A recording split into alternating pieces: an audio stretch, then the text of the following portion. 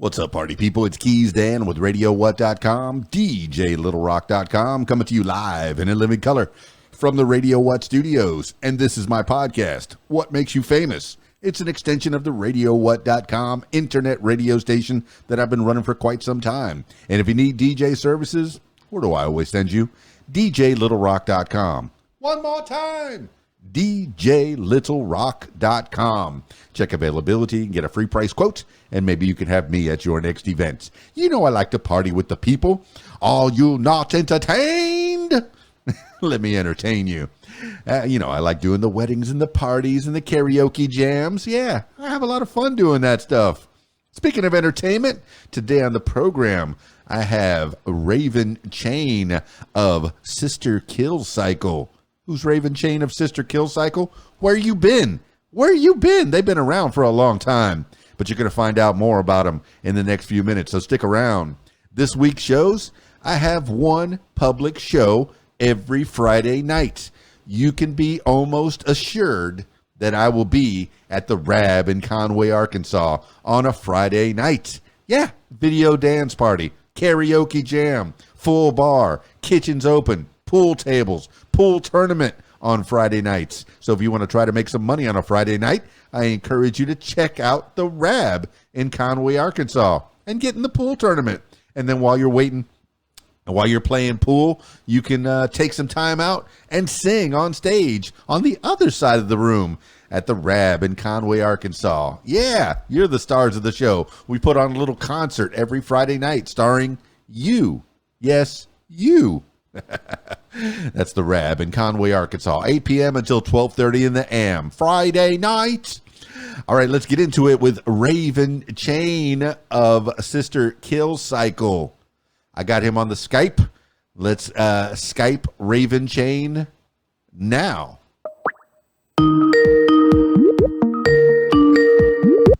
All right, Raven Chain, Sister Kill Cycle. Man, good to have you on the program. First of all, you guys rock, man. I appreciate it, man. Oh, I know you hear that all the time. But for the people that don't know, on the What Makes You Famous podcast, who are you? What? Give the people an idea of who Raven Chain of Sister Kill Cycle is. I would have to say just some average kid from the block, just fell in love with rock and roll at an early age, and I've been working my ass off ever since. Started out touring when I was 15 years old in old Ford Econoline, learning all the punk circuits, and just evolved from there. Obviously, I started out as a guitar player. I didn't ever want to be a singer because I hate my voice. But we could never find anybody cool enough to come sing for the band. They either sang well and looked like crap with no image, or they looked cool and couldn't sing. So I was like, if they're not going to be able to sing, I might as well just do it myself. Well, Raven Chain, man, a lot of people, creators such as yourself, they come up with an idea, come up with a concept of what they want their creation to be. And there's nobody that's going to appreciate your vision like you.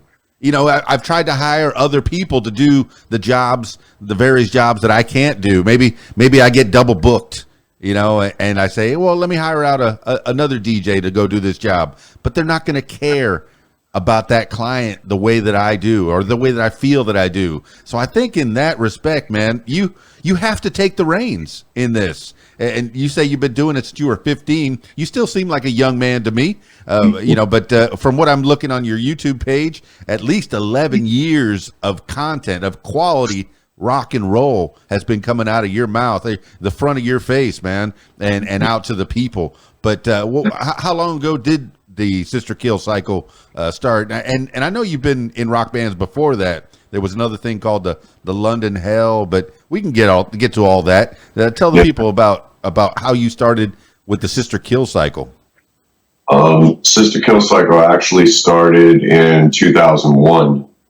So we started up in West Virginia, where I was living at the time,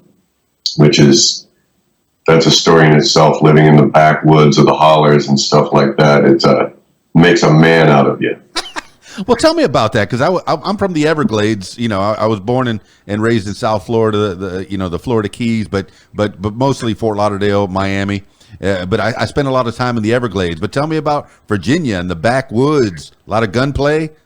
We'll say you can't say Virginia because people from West Virginia would take great offense to that because they're not Virginia at all. My faux pas. I figured way back when the people of the west side of Virginia went, what are you guys called over there, Virginia? I guess we'll be West Virginia, whatever. No, what is the difference, man? If you know any of that history, what is the difference, and how did it become West Virginia? Well, the difference is West Virginia was part of the South and Virginia was part of the Union. So that's the big difference there. But it's completely different as far as like lifestyles and things like that. West Virginia is more what you would see in the movies, the moonshiners and the old, dare I say it, the goat herders and things of that nature. So when you go down a dark road in the woods in West Virginia, it's serious business. How does that shape a young Raven Chain's fragile little mind? He wasn't always Raven Chain. He was a sweet little boy, I'm guessing. Yeah, I guess you could say that. I'll let you say that. But what would your mom and dad say? My mom and dad, unfortunately, had to put up with me, like, starting this at a very, very young age. I think it was around 11 or 12 years old. I started going to thrift stores and finding the freakiest oxblood leather boots that women used to wear in the 70s. And if I could find a pair of leather pants, I was wearing those. If not, I was wearing, like, the 80s parachute pants from the breakdancing era. Did you get my old pants? I'm class of 86, man. I wore those pants. Thanks for finding those. I will tell you, desperation is the mother and creator of invention. So even if they were too big, safety pins on the inside, yeah, I was ridiculous. I was a mess, but it was all I knew what I wanted my image to be even back then.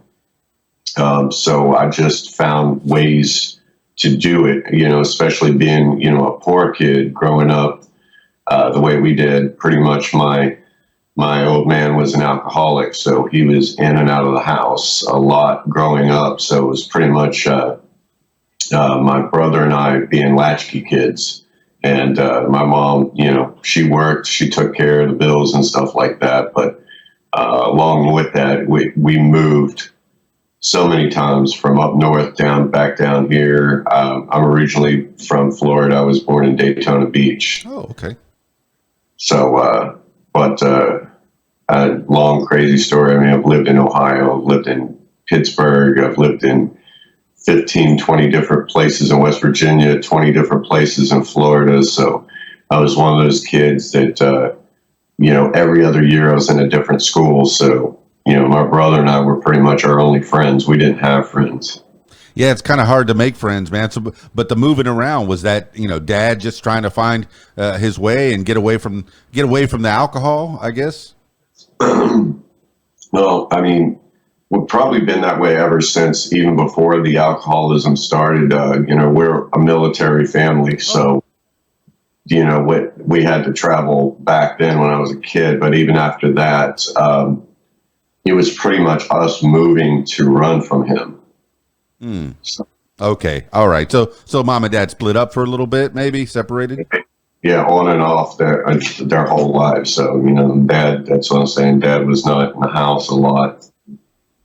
Yeah, that affects a child a bit. I am the way I am because, my mom's been married a few times, and a few different people have shaped my life. So I'm sure that shapes your life as well. But musically, how at 11 years old do you know that you want to be? Well, is it music or theatrics that came into the vision of Raven Chain first? Well, music was always there. I come from a Southern Baptist family who was all in the gospel. My cousins, aunts, uncles, everybody was in music, gospel and bluegrass kind of stuff. But it was ingrained in me from as far as I can remember. I think what really did it to me is when MTV, and I'm going to date myself here, but when MTV first premiered, and they played two videos. One of them is 99 Love Balloons, and the other was Alice Cooper, 18. When I saw that video, that sealed the lid on my coffin, and that was it. I was like, that's the guy I want to be. I want to do something just like that. Oh, and then, yeah. of course, from discovering Alice Cooper, it opened the door to all the greats before MTV, Bowie and The Doors and Jimi Hendrix and The Who and all the cool eclectic bands, and as far back as like Coltrane and all the blues guys, that whole Delta Mississippi thing, hoboing around playing venues. It was like, I guess I was just infected from then on. Man, you are speaking my language.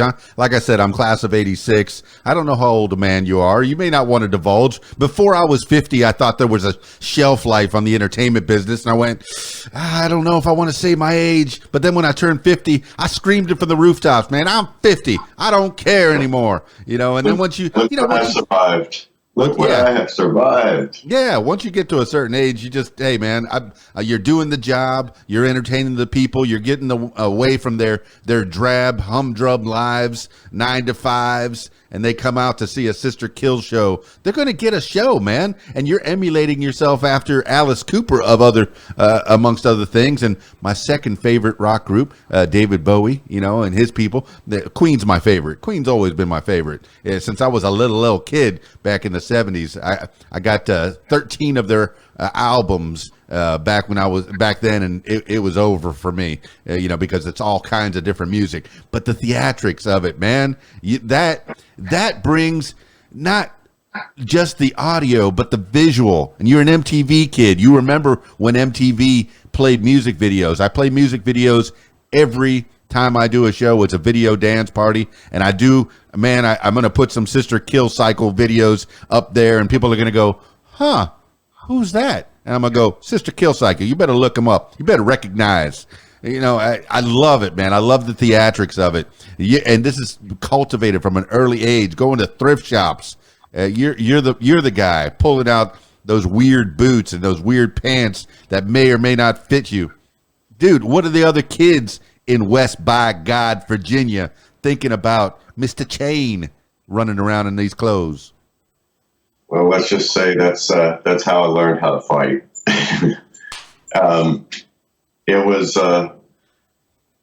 It was pretty crazy because my little brother Jimmy, he was actually following in my footsteps. By this time we were both growing our hair long, but he just grew the long hair. He didn't do like the freaky stuff like I did. But dude, let me tell you, I rode a skateboard back then. I did, all the crazy kid stuff. And, we were too poor to afford a car at 16. So, I rode a skateboard to school, and I got really good speed skating too. All these, dare I say, good old country boys. It was a chase home almost daily, and getting cornered, getting your ass kicked. So what I learned is the cruelties of the world very firsthand.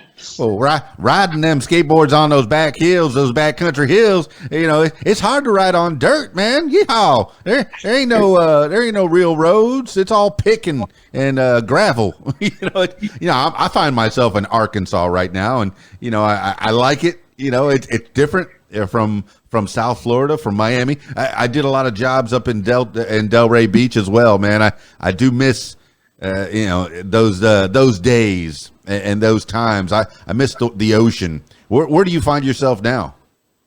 I'm actually right outside of Tampa on the very west coast of Florida. So we're right on the ocean. We're about an hour north of Clearwater, spring break capital of the world now. Jealous, jealous. I'm from the Florida Keys, which is where Keys Dan comes from, and I love that ocean, man. But now my life is green. But you spent a lot of time moving around. Dad was what branch of the service was Dad or Mom in? Army.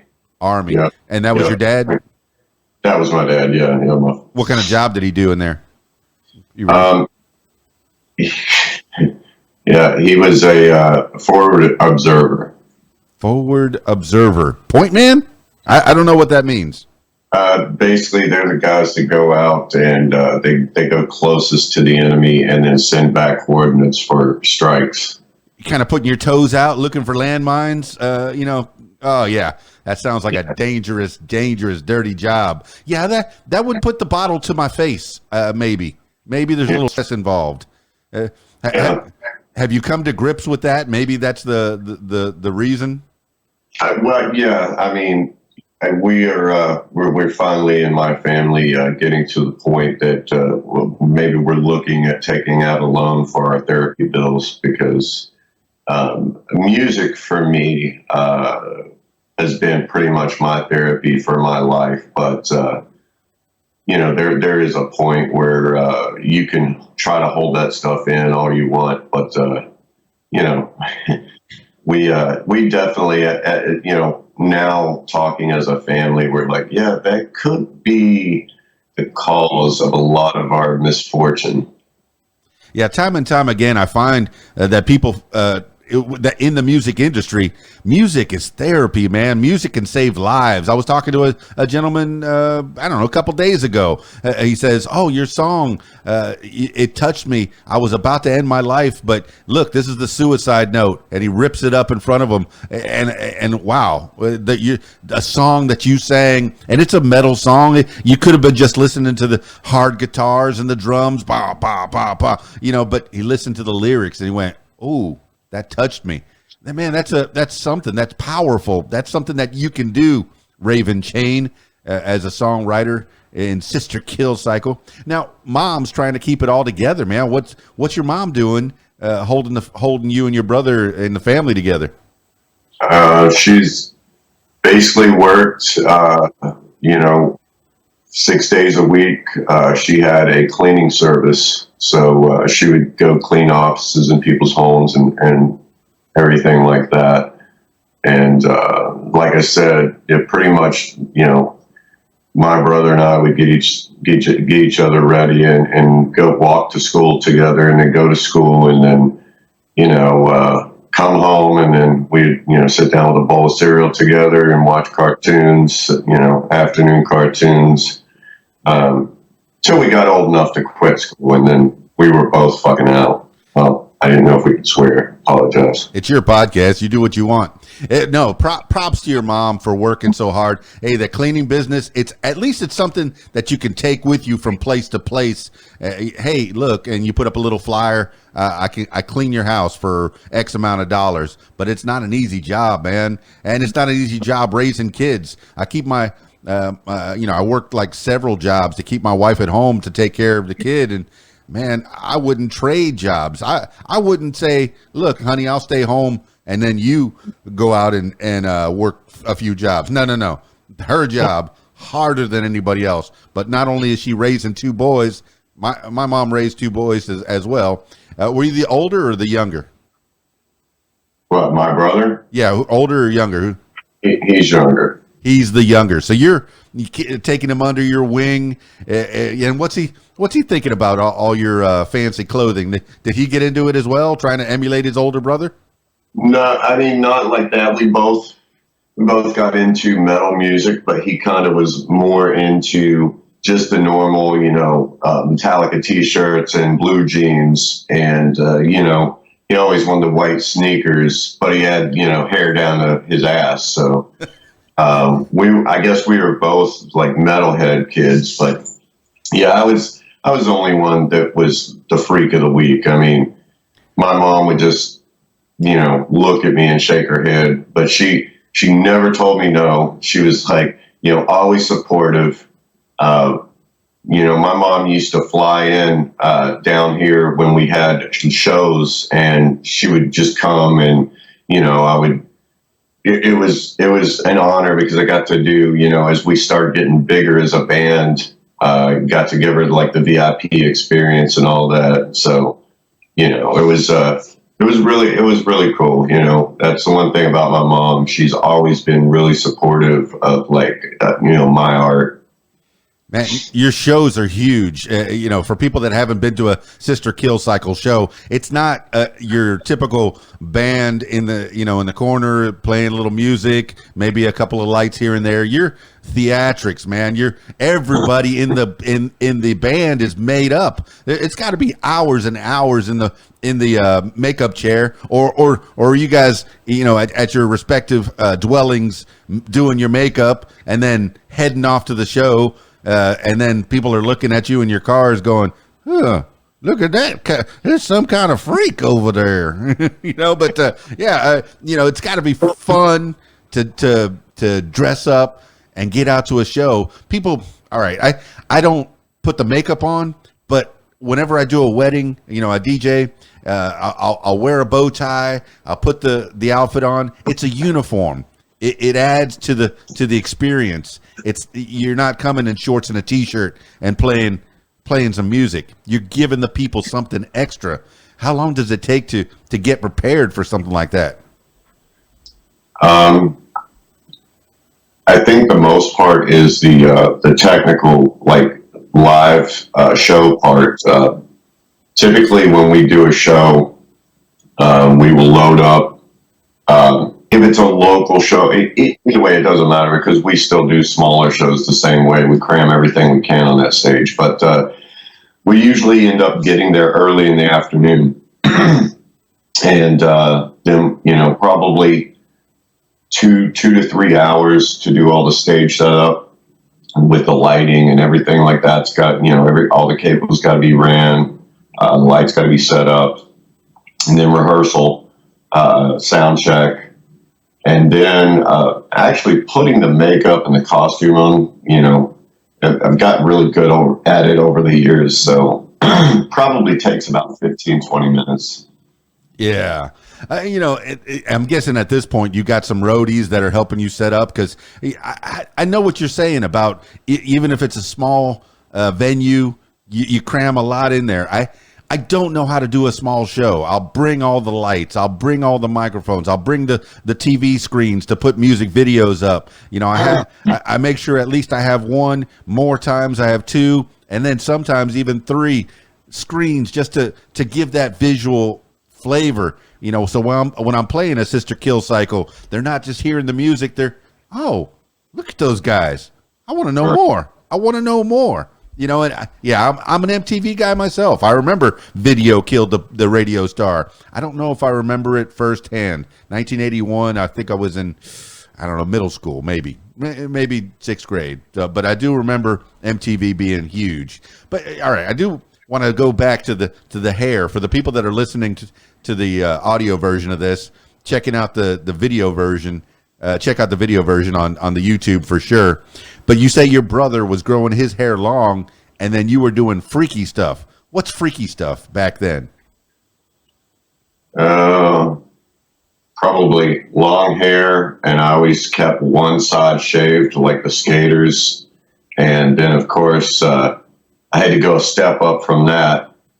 And I threw, some dreadlocks in.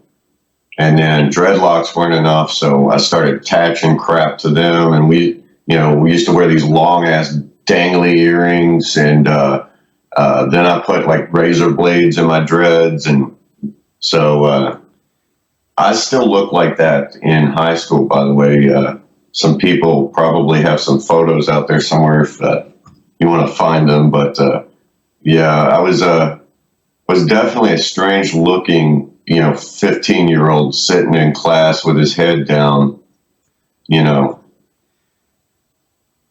couldn't wait to get out of school. Couldn't wait till the day I turned 16. Yeah, I imagine, and I find it more often than not, the people that whatever you liked in high school, you probably will still like it now. Your situation was kind of similar to my situation. I was the older brother. I had a younger brother. I kept my hair long, past my shoulders quite a bit, but I didn't do the freaky stuff. My brother took a Bowie knife and shaved the sides of his head and made himself a little mohawk. He was playing football, so they called him Rambo in school. But man, how did you get your hair shaved on the sides? Did you use a razor? Or did you have a barber say just a little off the sides? No, of course, scissors and then a big razor. He's just a skater boy. He said, "See you later, boy." But besides Alice Cooper and David Bowie and all these other, man, you had the Delta influences, the music from the country in West by God, Virginia. And I'm going to keep saying it like that since I messed it up earlier in the day in the podcast. But West Virginia to where? And what kind of flavors did you pick up in all the places that you lived?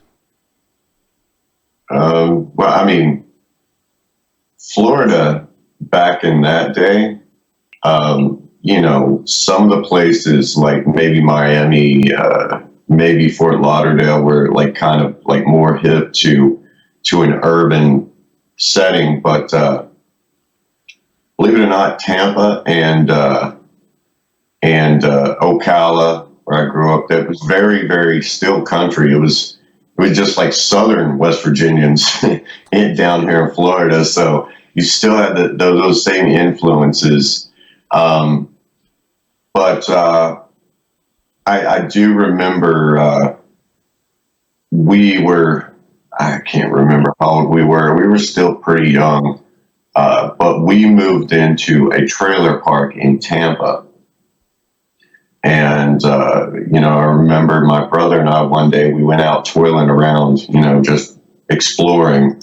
And we came to this storage facility, like used store places. And we heard like this music. I'm like, what the hell? What's going on? So, of course, we roll over there.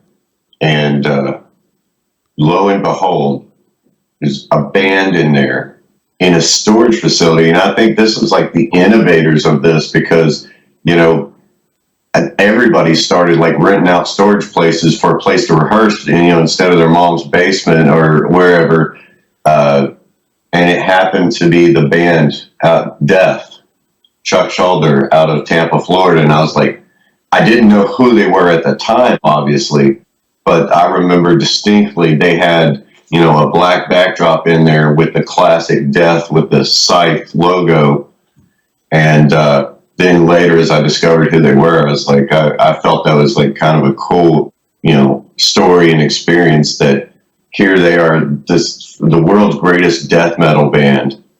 And here they are in this little 10 by 15, 10 by 20 storage facility in Florida. That's just letting you know that everybody starts somewhere, man. And there might be a little Raven Chain just walking by trying to get some inspiration and just going, what's going on in there? How is that going to shape my fragile little mind? And there you go, man. Death could have been, one of the foundations, one of the little stepping stones that make you who you are right now. That's fantastic. How'd they sound? Like crap or what? No, from what I remember, they sounded really great. Actually, they weren't totally the screaming that you hear on the album. I mean, it was really cool. I remember they just sounded like a really good tight band. All right. Well, you started off as a guitar player, as you mentioned earlier. Who picked up that guitar for you? And when was that? It was actually my little brother. I kind of stole it from him. I just took it over. Neither one of us could play. We have, I guess, what you call a natural talent because we've never had, lessons or anything like that.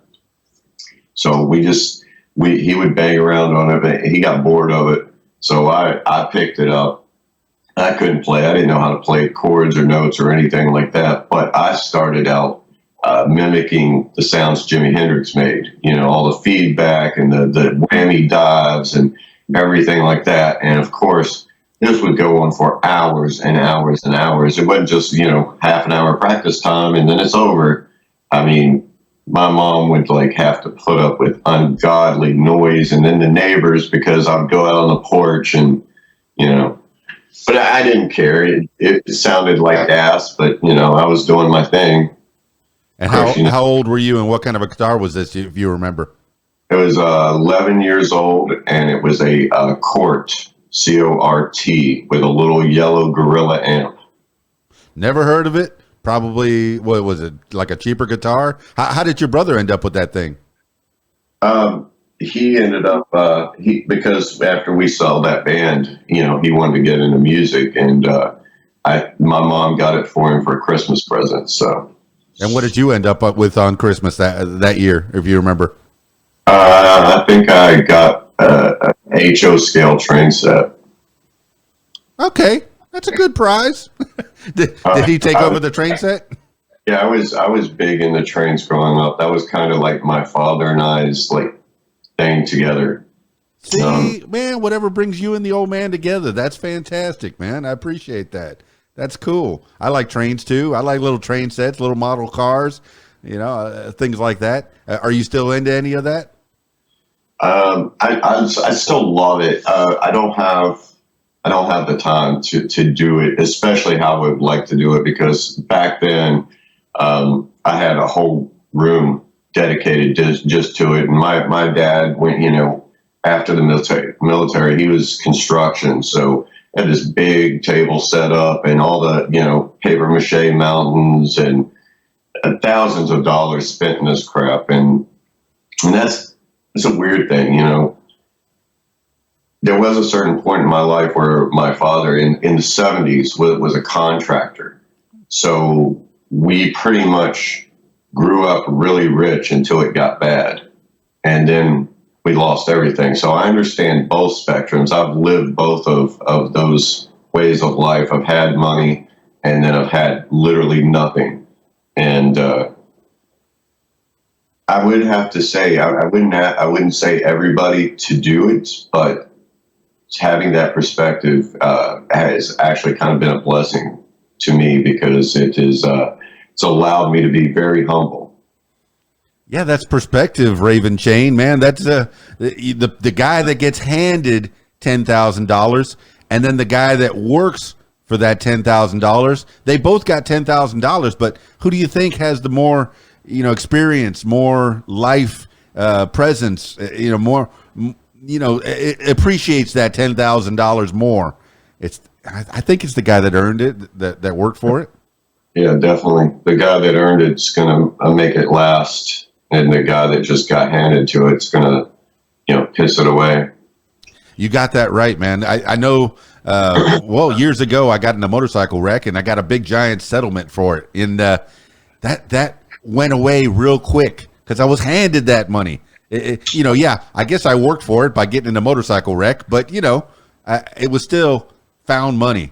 And I didn't appreciate it the way I should have. But yeah, I work for every dollar I make, man. But we were talking about hobbies a little bit. You know, people, when they work their 9-to-5s, man, it could be stressful. You know, one of the hobbies could be to go see a live band, but you are the live band, so that is your 9-to-5. What is it that you do to wind down? Do you pick up the guitar and just keep playing? Or, you know, I was kind of thinking maybe you were still into the trains, but what does a Raven Chain do after a Sister Kill Cycle show to wind down? There's a myriad of things that I've got a really active mind. It never stops. So I have to constantly be doing something. There's never really any wind down for me. So there's a million things that I dive into just to keep myself busy and not think the bad thoughts. Believe it or not, I love to go fishing. I mean, get a pole and go out to the ocean. Even surf, you know, surf casting is cool. I've, you know, sat at, you know, dusk watching the sun go down, you know, catching sea cat and some sharks, dogfish. That's really cool. Believe it or not, I build guns. I build AR-15s. I've got a plethora of guns. I guess that's the mountain man in me. So it's just fascinating, interesting. I mean, just the fact that you could take pieces of metal and create something so intricate that, basically it's destroying itself every time you pull the trigger, but it doesn't. So. Yeah, there's no believe it or not. I believe it wholeheartedly. You're hanging out next to the beach. I next to the ocean. I suspect you're going to do a little fishing, have some sun and surf. I mean, you don't look like a very tan man, but that adds to your theatrical. But the building guns, man, when did that come about? Is this something that you can get? Like a kit? A mold? Do you pour your own metal, or are you getting pieces? Tell me about that.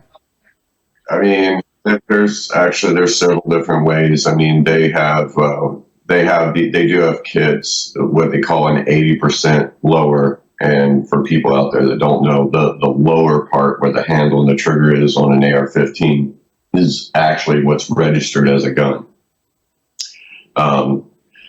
So, without getting too political here, because I know I'm going to have some people say, what do you mean you can build your own gun at home? Listen, before all these fancy, crazy laws came about, we as human beings, we were born and we have a right to protect ourselves and our family. No one, size, whatever, doesn't matter. You have a right to protect yourself. So, yes, we were able to craft our own weapons, believe it or not, to protect ourselves, and it wasn't against the law. So, yes, there's an 80% lower. Basically, you finish it out. You have to drill it out. You have to know what you're doing. You can't just, half-ass this. But that's quote what they call a ghost gun because it's not serialized. No. However, the ones that I build, just because of legal purposes, you can buy a lower, which is, as I said, the gun. It's serialized. So when you buy that, there's a registration of that lower already. We don't need more registration because it's already registered when you buy it. And then, of course, all the other parts of the gun you can buy just off the internet. You can buy barrels, you can buy hand guards, and there's 1,000 different ways you can build an AR-15. It's kind of like an erector set, which is why I think the AR is my favorite gun, just because it's so diverse, and you can actually, you can make one with a very short barrel, a 10.5 inch barrel, for close quarters in vehicles and stuff like that, or you can make a marksman, rifle, 20 inch or 22 inch barrel and really take the 5.56 rounds to its limits, That is a skill to be had, man. Yeah, you're building a weapon of destruction, a weapon of protection. You get on whatever side of the fence you want, but it's a skill that you have with your hands that you could build these weapons. From what I understand, bullets have gone up double. They're ridiculous in price. Triple. I mean, you can go broke trying to shoot your AR-15. Do you? My wife's all right. I don't have a gun. My wife has a gun. Her dad's a cop or was a cop and gave her his old 38. I have no idea where it's at, and I don't think she shot it in the longest time, man. So for all intents and purposes, we have a gun that's put up somewhere that nobody knows how to shoot. I know the bullets come out from this end, so make sure you're standing on the other side when you pull that squeeze that trigger. I get it. But we haven't practiced. Do you get to go out to the range, or do you have a range set up back there somewhere? Actually, down here, I have several properties that we shoot on down here. But since COVID hit and all the prices skyrocketed, it's very rare to go out and actually shoot and enjoy it anymore because just the price has gone up so high. It's if you break into my house now, you're more likely to be bludgeoned with an AR-15 than shot. I'm not wasting these bullets. They're expensive. That's the next skill to learn is reloading bullets. I guess you have to pull up your casing. No, he waved me off on that one. No, my brother does that. So it's still expensive. Those are the ones we go to the range and actually shoot for fun and then reload them. But every aspect, the powder, the primers, everything went up astronomically. It literally, you'd be better off buying a Corvette. Dang. Well, you stole your brother's guitar. Now he has nothing to play. What did he end up doing besides? Oh, I guess he loads bullets now. No, what did he end up doing with his life? No, actually, he's he's got a band himself, Sins of the Fathers. He still lives in West Virginia, and they're a really great band. We've done work together in the past. Obviously, my brother's been in my band several times over the years, covering spots. So we've worked together. I think he's been in bands ever since us, pretty much shortly after I started being in a band. And of course, as kids, anytime somebody would drop out of the band, Jimmy, you got to come in, you covering. So that's the dream, man, to be able to work with my brother. I think I worked with him at a Publix. He was a bag boy, and I was a cashier, and we worked together way back when. But that's the only time I got to work with my little brother. A Publix is a grocery store for people in the rest of the country and the world. But okay, but you get to work with your brother. What did he end up? I guess he got another guitar, or what does he play now in Sins of the Father? Actually, he's bass, and he became a phenomenal bass player. I mean, we're talking like he plays mostly hard rock. Like his band is hard rock metal, but dude, I mean, he could play all that Les Claypool's, Bootsy Collins, all those. Yeah, dude, he's fantastic bass player. He really, really put his nose to the grind and mastered the instrument. Have you guys been on the same bill before in a show, in a festival? Yeah, a couple times actually. And of course, this industry, how it is. We're both brothers. I think we're equally talented, but for some reason I've always had the record deal. So anytime I would play, anywhere near him, of course I put my brother's band on the bill. So man, that's fantastic that you have that. Well, not only you have a great best friend in your brother, but you also have a bandmate if you need, or somebody you could bounce a few ideas. Now, Sins of the Father, is that his creation?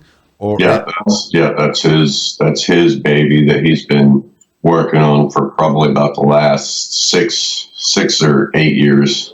Super duper, man. That's in the blood. It's in there, and yeah, mom and dad were working hard, but they created some kids with some talent to entertain the people, get them away from their woes. Raven Chain, man. All right, the look that you've cultivated. I'd be remiss if I didn't say I went to Western High School from I think it was 82 to 86, and from what I understand, at Western High School in Fort Lauderdale, Florida, there was a young man named Brian Warner. I never knew him. He sat in the corner. As far as I know, the people that I know that know him, I don't know. Do you know who Brian Warner is? I would have to. I would. Oh, yeah, of course. I know who he is. I've met him a couple of times, and obviously it's funny and ironic. I've actually made jokes that my mom gets our baby pictures mixed up because we look so much alike, And I've actually tried to trick her. I was like, Mom, where was this taken? She's like, I don't remember that picture. And, so it it's kind of like a double-edged knife, right to my throat, because the fact that we look so much alike and we play similar music, definitely not the same. If anybody would listen to the music, they would be like, okay, it's completely different. We're more goth, like Typo Negative. But anyways, some people it's attracted to us to find out who we are because of that. But then you also have that other side, like they won't even go past the image, and they're just like, oh, this is a Marilyn Manson ripoff band. And so we get that a lot. Obviously, over the years, I don't know, I couldn't tell you how many times I've been mistaken for Marilyn Manson, or I don't know, maybe he has been mistaken for me, because anybody in West Virginia will tell you that Raven Chain definitely came out before Marilyn Manson.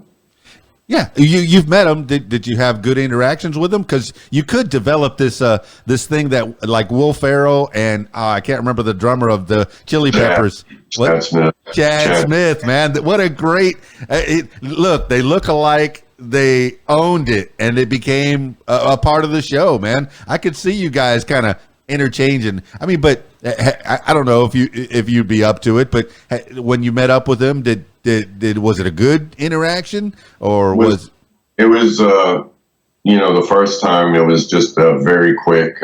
They were playing, my band was actually on tour way back in the day, and they were playing at the Milk Bar in Jacksonville.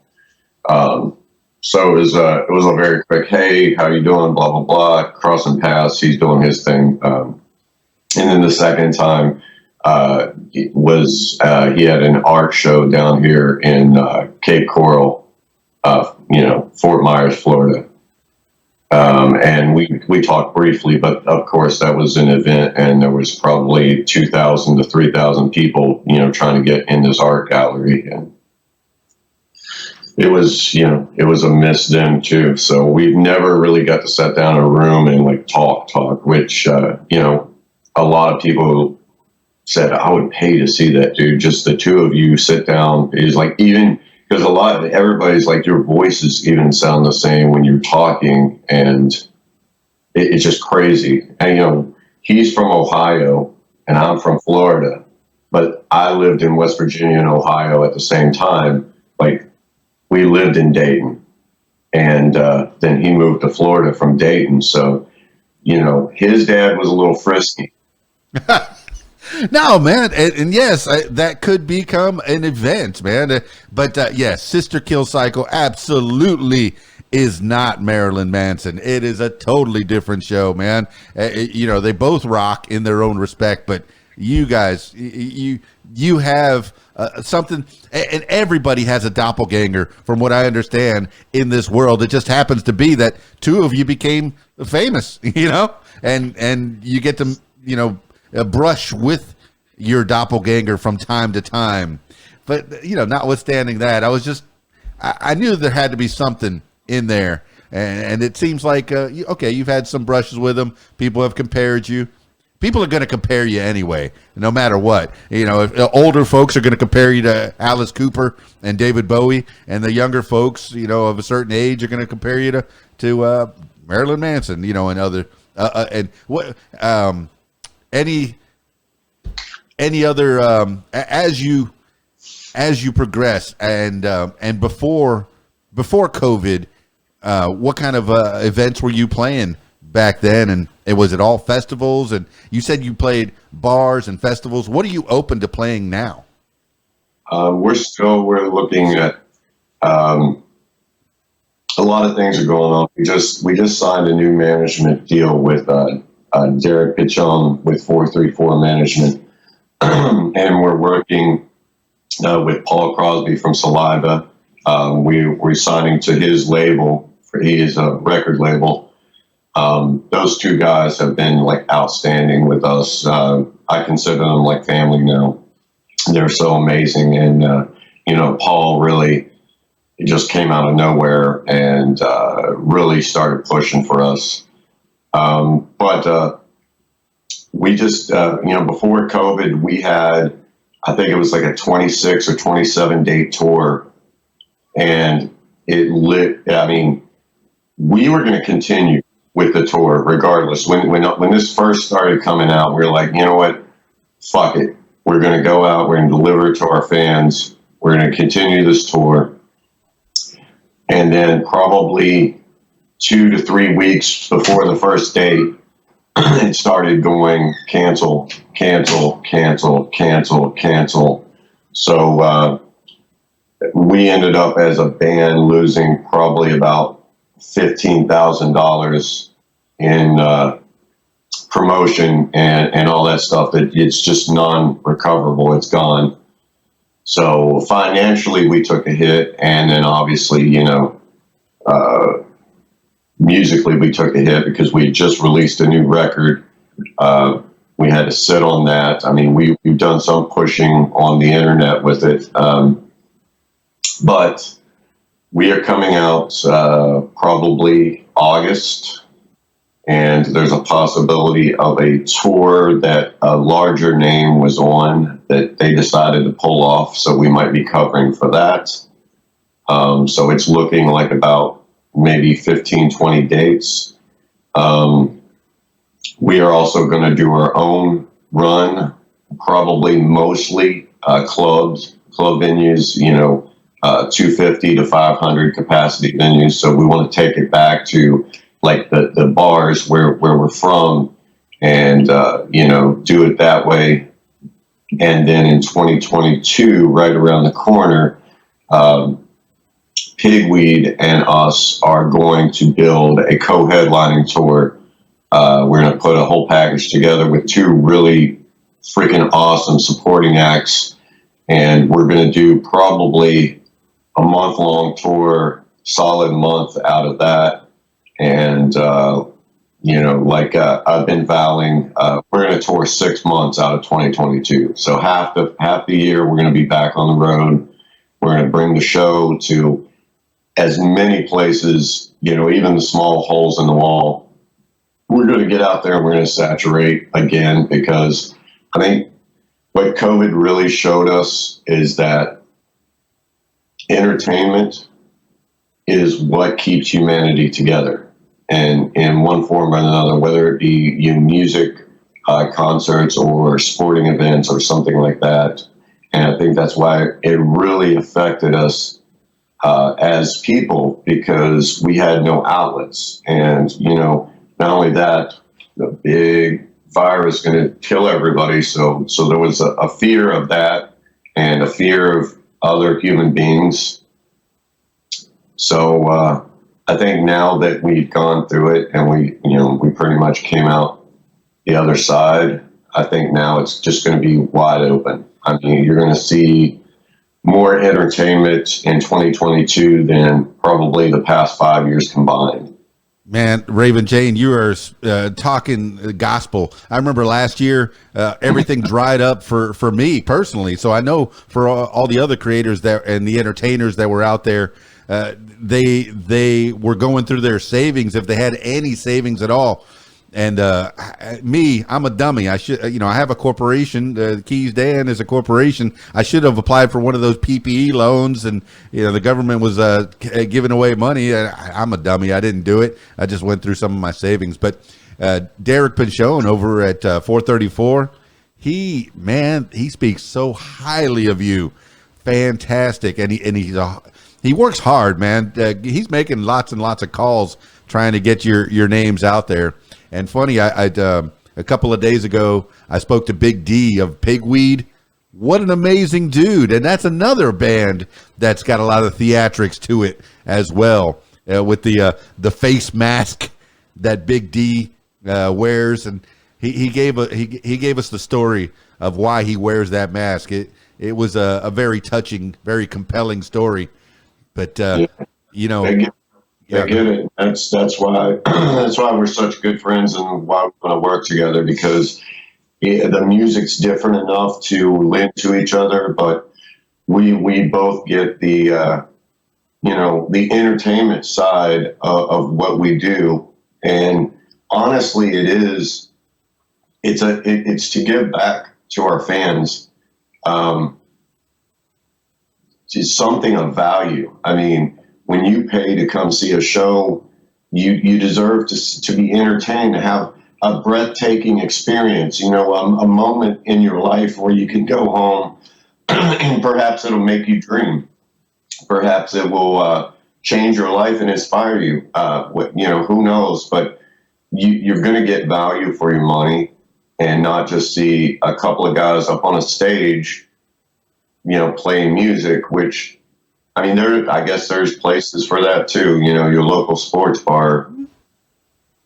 Yeah, I'm jealous of the people that get to go to your shows as you break out the first few times with those, smaller, more intimate 500, 250, 500 people. They're going to get get that feeling straight from you off that stage. It's symbiotic, man. It's an exchange of energy. I fully believe that. It sounds a little hoodly-poodly here and there, but while you're up on stage and you're entertaining them, you're watching their faces, you're watching them pump their fist in the air and nod their heads, and you're seeing all that, and that in turn gives you the ability to go further. Because doing a 45-minute show, doing an hour show, that takes a lot out of you. But if that crowd is out there saying we want more, it's going to give you the ability to do more. Well, I mean, how long is a Sister Kill cycle show? I think the longest one I ever saw was Bruce Springsteen back in '84. He did 3 hours and 45 minutes, collapsed. Clarence Clemens, his saxophonist, took him off stage for about 15 minutes. He came out, did another 45 minutes. I'm like, what is this? I got to go to school tomorrow. Yeah. Well, yeah, we're the show we're running right now is right at an hour. So I feel that's enough to satisfy, but yet also make people not bored, because I don't care who you are in this day and age. This is the age of short attention span. So any more than an hour, I feel like you risk, losing what you said, that spark where you get the entire crowd into it, and they want more. If you cut it off right then, I feel that's leaving that moment. That's the highest point they're going to feel. And, very respectable, man. And you're giving the people an idea of how much time they have to devote.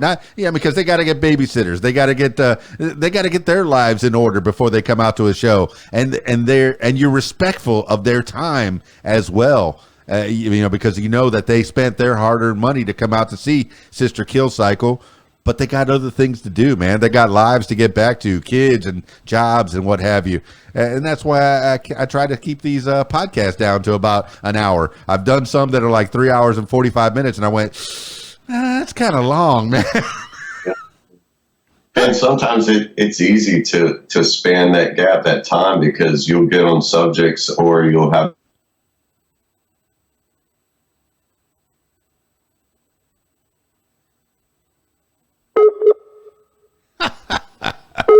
Of course. Let me call him back.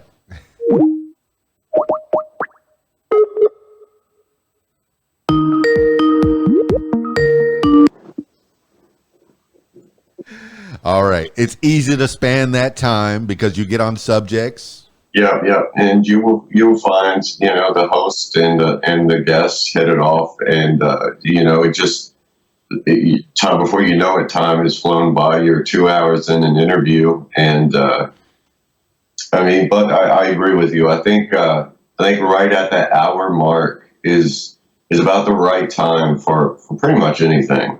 Pretty much anything, man. Well, before we get out, let's get into your personal life a little bit. About maybe a year and a half ago, something happened in your life, man. Did you did something happen? I was noticing on your Facebook page a big change in your life. You have somebody that's a partner, backing you up, man, for life. Yeah. I got I got married for the second time. Second time. Um, but this time, I think this one's going to stick. Um, she's pretty much my world, and she supports me in ways, and I think fixes me, brings like the good parts to me, and she's a really good teacher. She's patient. Believe it or not, guys, I found a girl who doesn't swear. Yeah, I mean, I swear like a sailor. So, it's kind of, one of those things. And, my daughter always tells me, she's like, Dad, that's sexist, that men can swear, but women shouldn't. I'm like, listen, your dad's old school, and that's the way it was. So I just respect that. Not that all you women out there that swear aren't sexy. So don't take it that way. I just happen to find one who doesn't swear. That's all. That's fantastic, man. It's good to have a partner that puts you in base, because I get back from a show, 4 hours of entertaining people over at the local club here in Conway, Arkansas, and oh man, you're so great. Oh, you're the best. I can't believe it. You're wonderful. Ah, you're the best. And you come home and you're like, hey, could you take out the garbage, honey? Yeah. They ground you. They ground you, man. They make you into a whole person, a better person, I think. And that's fantastic, man. It's good that you have that. I would agree. She definitely she keeps the crazy at bay. For I've been known to be kind of crazy, I guess you could say. And I mean, it's really cool because she is all that. She's my world. She's smart. She's beautiful. She's crafty. We remodeled our entire home together. So that's projects that we can do together, and they're fun. I mean, it's she loves interior design, and she's a doctor for her profession. So she comes home. She doesn't take care of me at all. She takes care of all of her patients, but I get the slightest little sniffle, and she's like, "Oh, quit whining. You're fine." I haven't seen you smile much in this whole podcast, but as soon as you start talking about your girls, you lit up, man. You lit up, and I'm glad you have that love in your life, and that person that's going to back you up in all the crazy stuff that you do. And do you borrow some of her clothes sometimes? Nah, that's just me being goofy. No, she's way too little. She does. We do share makeup. Yeah, does she help you dress? Sometimes. Oh no. We she's too much of a girl, so she's got 20 outfits on the bed, and I'm already leather pantsed up and ready to go to see a movie, and I'm the guy, just like the rest of the guys. I'm sitting outside smoking a cigarette. 20 minutes later, okay.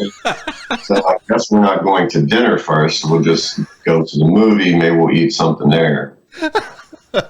Yeah, you have straight line thinking like men think. Heterosexual men, most men. I know I'm generalizing, but we think in straight lines, and women think in circles. We think we're going to the movies. Bam, we're going to the movies. They think, what do I wear? Do I need my this? And do I need this purse? And do I need what? Yeah, it's always, yeah. It's been that way since I was a little kid, man. That's the way I've learned things. Raven, go ahead. It makes it easy because, me being, who I am, obviously, I kind of blur that line of heterosexuality, which, I'm totally fine with. I've never had any problems with my sexuality. So, I can understand where she's coming from because, if I have to do something, I have to look good doing it. But come on, we're going to dinner. I mean, we're the people, when we go to get on an airplane, I'm dragging 15 things of luggage behind me because she has to have 20 pairs of shoes go on vacation. I'm a guy that listens to a lot of podcasts, and I some of them mention where they miss the days, and I miss the days. You watch a 1940s or 50s film, and all the guys are all dressed up, all the girls are all dressed up. They're going to dinner. Oh man, let's put a hat on, and here you are. You're on a podcast that people might be listening to the audio version of this, and they'll never know you got your hat on and you got your sunglasses on, and you're rocked out, man. You look like a rock star that's giving an interview. You look like a rock star. Period. Thank you. Yeah, and I'm so glad to know you, man. This could go on a whole lot more, but the aforementioned hour is just about right. I'm trying to be mindful, and I know it's Saturday, and you got stuff to do. You got some girls out there waiting for you. That sets us up for an interview part 2. You see. Correct, man. And if any of the other guys in Sister Kill Cycle want to chit chat with me, open invitation. And of course, I don't want this to be the last time we talk. As things progress, as time progresses, you got other things to mention. It doesn't have to be an hour podcast. It could be a half-hour podcast if you just want to promote a show that's coming up or a few shows. But Raven Chain of Sister Kill Cycle, this is your chance to give shout-outs to anybody that has helped you along the way. And then we'll finish it up with last words for the people. Well, as always, shout out always to my fans. That is the number one thing that keeps me going, is the fact that I have such amazing people of all different walks of life, ages, that take the time and actually befriend me instead of just seeing me as an artist, which they respect that as well. But my fans, dude, I love the people that take the time to check me out, to follow me, to buy my merchandise and listen to my music and come to the shows. You guys are everything to me. Thank you so much for that. Of course, my mother, she's still alive, and, my wife and my kids. That's shout out to them. And, of course, Derek and Paul, dude, without them, they've actually, out of COVID, they've restoked the fire in me, and they're giving me the opportunities to recoup my place back on the stage. So. Excellent, man. Hey, Raven Chain, now it's time for the last words for the people. This could be words to live by, something you heard a long time ago, or maybe a mantra that you wake up with every morning, or just whatever pops into your head at this moment in time. Raven Chain, Sister Kill Cycle, last words for the people. Last words for the people. It's something I tell everybody when we're having conversations. I've kind of been stuck on it lately, but I've always believed in it. And I think more people should live this way. It is better to have memories than it is dreams.